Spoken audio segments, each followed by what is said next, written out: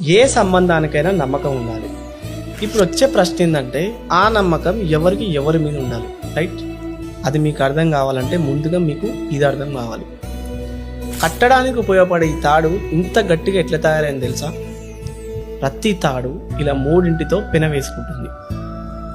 నమ్మకం విషయంలో కూడా అంతే. మీరు ఎవరితో నమ్మకం అనే బంధాన్ని స్టార్ట్ చేస్తారో వాళ్ళకి మీ జీవితంలో ఉండే ఈ 3 విషయాలు తప్పకుండా తెలిసి ఉండాలి అండ్ ఖచ్చితంగా అర్థం కూడా చేసుకోగలగాలి.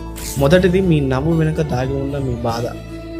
రెండవది, మీ కోపం వెనుక ఉన్న మీ ప్రేమ.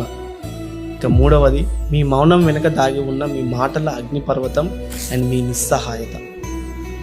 ఎవరికైతే మీ జీవితంలోని ఈ 3 మాటలు, ఈ 3 విషయాలు తెలుస్తాయో మీరు అలాంటి వాళ్ళతో రిలేషన్షిప్ స్టార్ట్ చేసినట్లయితే మీ జీవితం చాలా అంటే చాలా ఆనందంగా, హ్యాపీగా ఉంటుంది.